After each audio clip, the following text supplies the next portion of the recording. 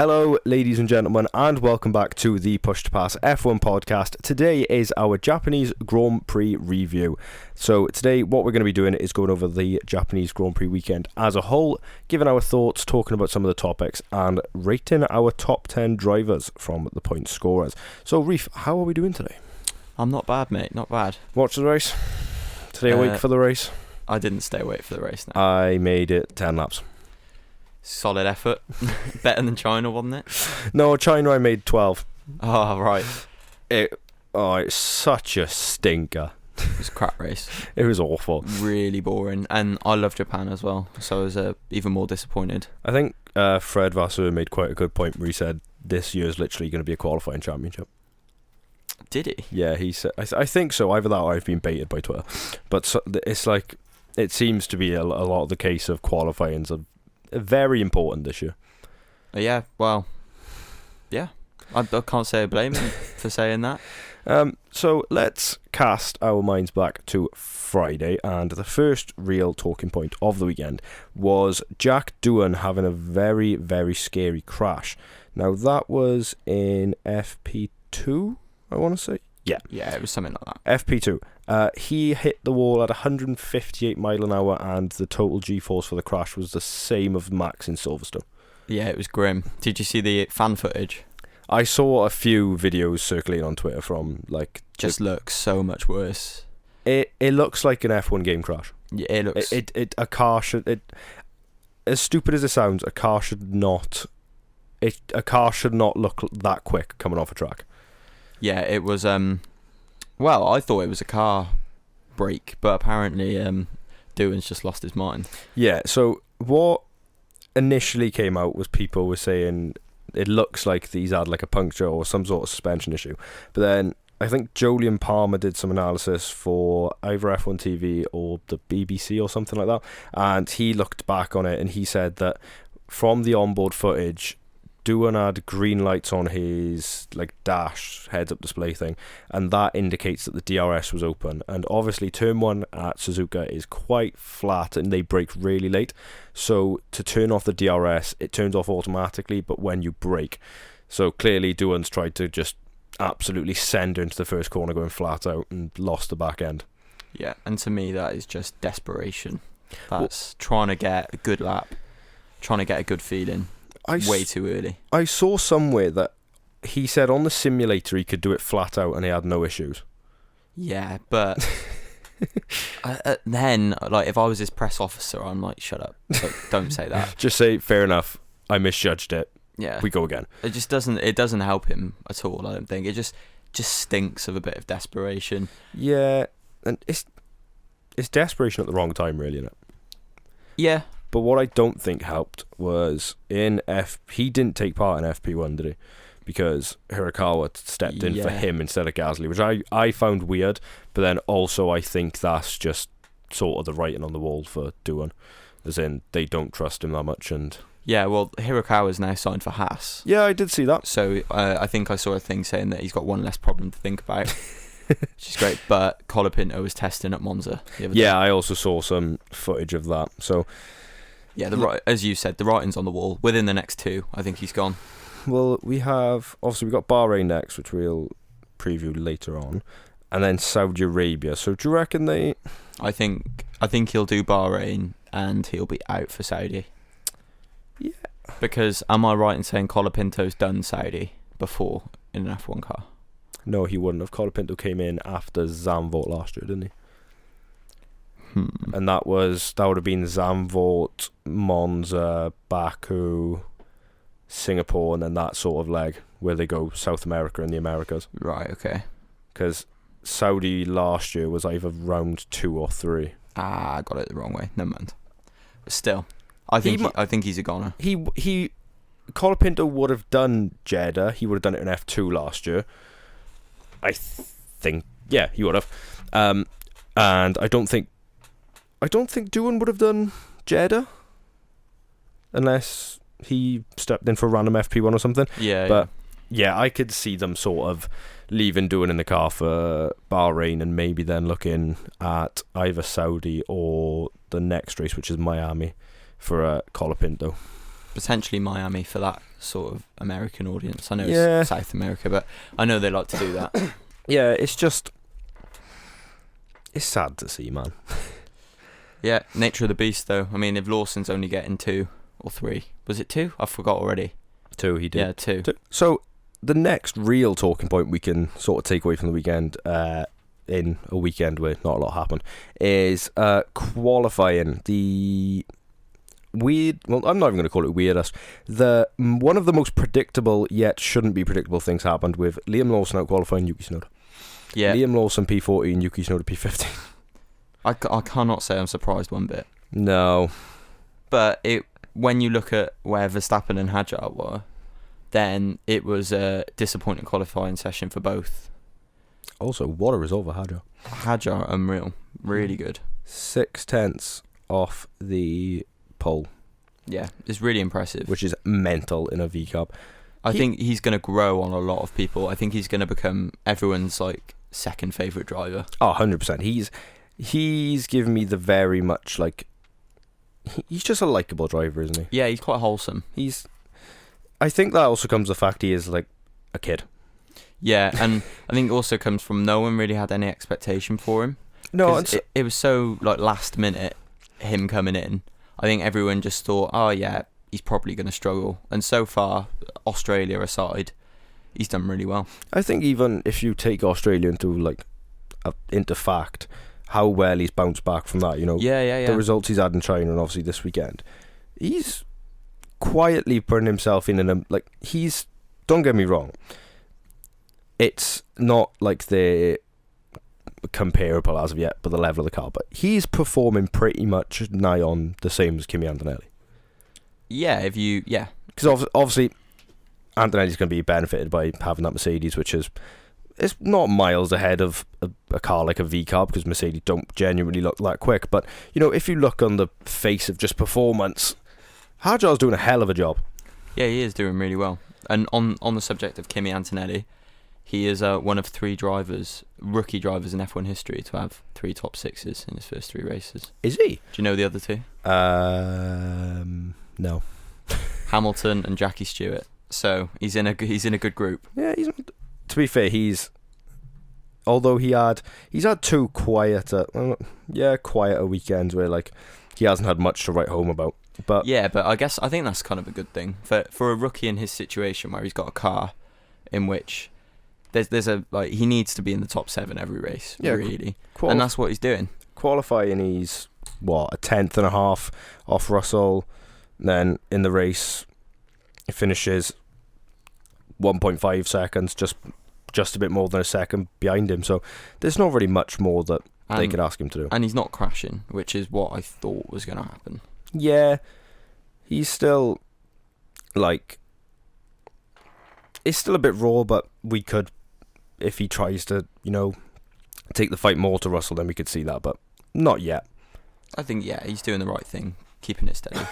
Other performances in qualifying we can talk about. Ollie Bearman back in P10. Yeah, he's doing really well. Really well. Ocon, I think Ocon got more points than him in China, didn't he? He finished ahead of him. Yeah, Ocon finished 5th in China, I think. But on pace-wise, it doesn't seem like there's much separating those 2. No. Which is nice to see for a rookie against someone experienced like Ocon. He's looking quietly confident as well. I do really like the Haas this year. Yeah, it's a weird car, isn't it? It's very strange. You don't know if it's going to perform or not, but I think that's just Haas really summed up. Yeah. No, but really pleased for Ollie. Yeah, Albon again, P9. Ferrari were a bit... it was a boring race when the whole thing with Albon and his mechanics went viral with him shouting. Yeah, I saw that. So, it's not that big of a deal, really. He was annoyed. Yeah, I think that's quite Drive to Survive syndrome, innit? Yeah, that's definitely getting put into the season. It'll be it'll end up being in round 18 or something. Nothing to do with the actual race. You know what they're like. Albon crashes at the Brazilian Grand Prix and that comes back. Yeah. And then obviously, could we call it a shock poll? No, I wouldn't call it a shock poll just because of his reputation around. What I would call it is a pretty good lap. Amazing lap. Did you hear him on the radio afterwards? Yeah, I haven't heard Max celebrate that for a long time. Yeah, he was buzzing with that, and I think it's because he said a quote like he could have crashed 5 times in that one lap. That's how far he was pushing it. So, unreal. I mean, what a weekend for him. I mean, we're going to rate the top 10 later, but spoiler alert, he's getting an A-star. I think he might be like above everything else. That was like some drive. And do you hear what Alonso was saying about him?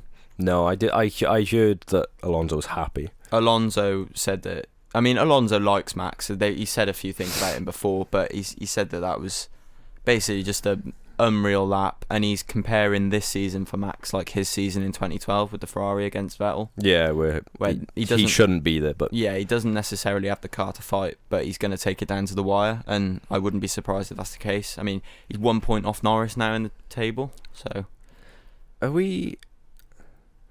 Surely McLaren have to be disappointed. Yeah, definitely. A 2-3 in qualifying, it's not the end of the world, but also that Red Bull realistically shouldn't be challenging them. I know, and I think Piastri would have been kicking himself, because obviously he set a really good fast lap at the start, and then on his last lap of Q3 had a bad first sector, but then went purple in the last few. So I think it's a case of what could have been for Piastri this whole weekend, I think, because obviously in the race he was adamant he had more pace. I've heard, I don't know, I heard this off Twitter, so you never know with them, but data shows that Norris was actually quicker. But at the same time, Piastri wasn't given the chance for some clean air, so I guess we'll never know. Yeah. Moving on to the race, what we can talk about it was just how bad it was. I understand with Suzuka the nature of the beast that it is. It's a small track, skinny, so it's hard to pass, lots of intricate corners, and also corner exit is really important. So I understand why overtakes on entry aren't being done. But did you say the whole top 10 didn't change? The top 10 changed order of themselves, but every driver qualified in the top 10 finished in the top 10.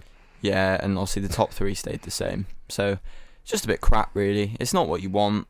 Actually, the only driver who changed was Hamilton overtook Hadjar.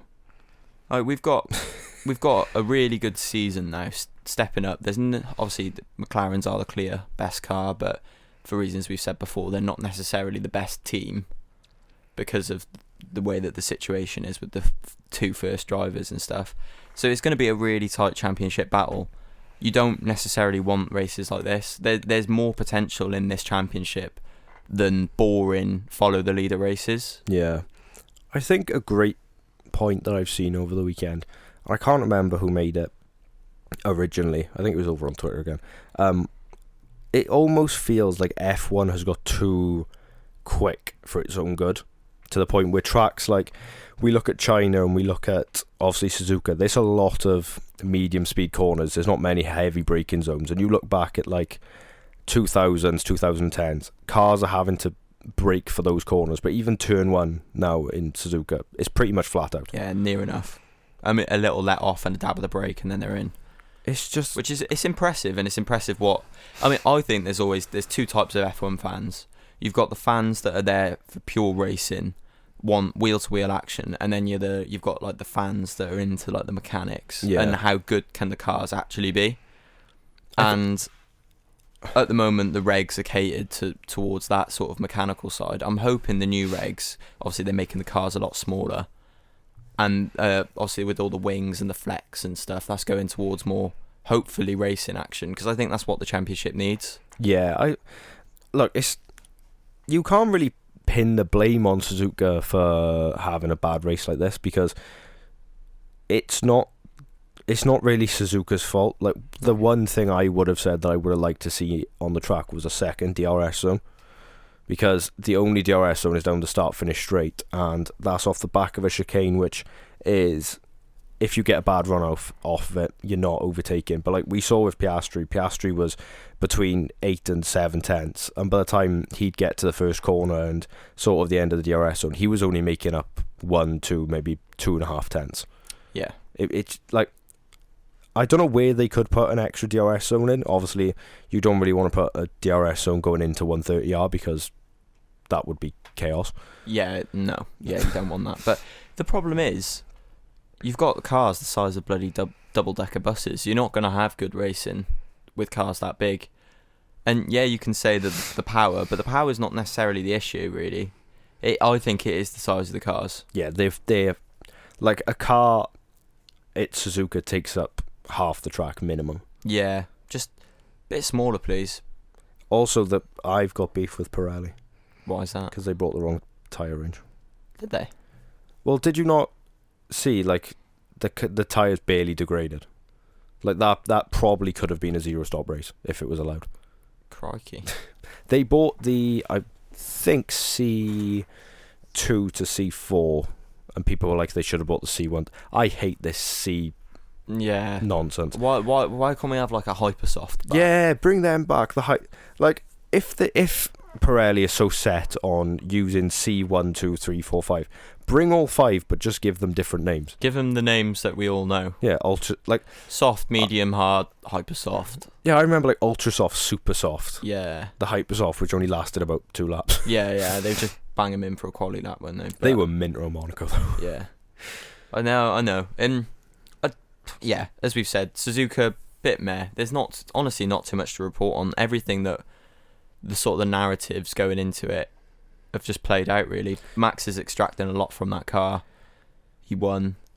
There's going to be turmoil in that McLaren camp any race soon. I'm telling you, your prediction of them both crashing into each other, it's going to happen. It will come soon. It could have happened. Not Piastri could have decided 5 laps to go, oh, you know what, sod this. I am hooking one up the inside. I've been towing the line. I'm bored now. I can get second place, help my championship. He could have just sent one up the inside, but he didn't. Did you see the controversial pit lane incident? Yeah. To be honest, that was people clutching at straws. Yes, Max could have moved over, but why would he? Yeah, he's on the edge of the pit lane. Why is he going to go? Do you know, Orlando? Go on. I mean, like everyone knows, there's been plenty of times where Max has overstepped. He's not known to be the cleanest driver. No. But in that time, I watched the onboard, and he didn't move. He just did the pit exit. Norris was desperate and scrappy and ended up losing time, and he made himself look like a mug. I listened to the P1 podcast, and I think Tommy made a good point where he was like, Norris has literally just had flashbacks to Mexico. He's seen Max move over the tiniest inch, and Norris has gone, he's going to kill me. Yeah. And like jumped out the way and gone, look, he's turned down on me, like I won penalties. And Max was literally like, I mean, I didn't really move. No, he didn't, to be honest. I think it was just people trying to... Well, it's a dead race, so they're just trying to clutch they'll at pick straws. at anything. Yeah. We probably needed a grass fire. Oh, what was that about, by the way? It's because... So, the reason it happened in China last year as well, and in Japan last year, it's because the tracks are so dry that whenever a car sparks and how windy they are, the spark just carries onto the dry grass. But they said like they'd covered the cars in like chemicals to try stop it or something. But like, I think it was it was either one of the qualifying sessions or P2 or FP2. We had like 4 red flags. Yeah, they're there, and the one fire was like that straight away, and it was burning, which makes perfect sense. Lots of wind, the oxygen feeding the fire, but science. Yeah, there's nothing you can do about it, but it's quite interesting. So let's move on to ranking our top 10. Yeah, so rank the top 10. A star, A, B, C, D, E, F, G, H, I, J, K, L, M, P, and then we will do our biggest losers and biggest winners. Yep. So P10, Oliver Behrman. This, you know what? We're getting used to this now. Yeah, it might be a D.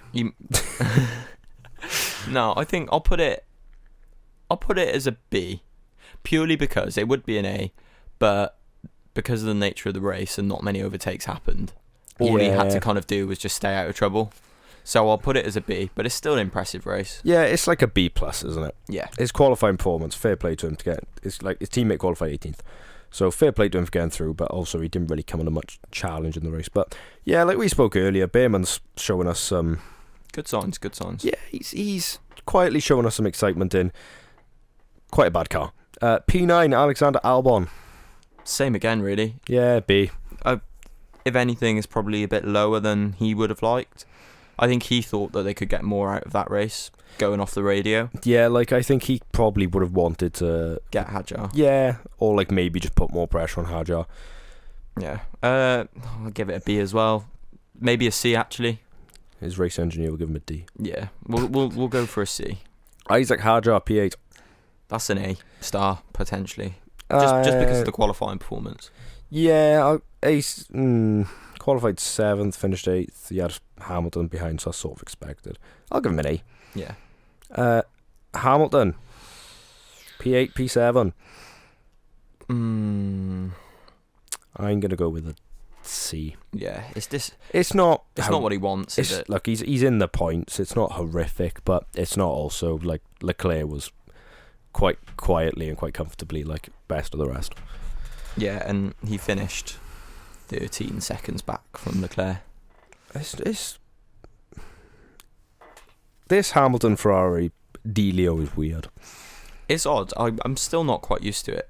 No, it's just like he's obviously going to still be adapting to the car and stuff like that, and it's only 3 races in, but you'd potentially expect him to be challenging the likes of Antonelli and Russell a bit more. Personally, yeah, I think he should be. Yeah, from the standard you hold Hamilton to. I'll give him a C. P6 Kimi Antonelli. B. Yeah. Just I think started 6th, qualified 6th. Started 6th, finished 6th. Did what he had to. As I said, I think a lot for him is just keeping his nose clean.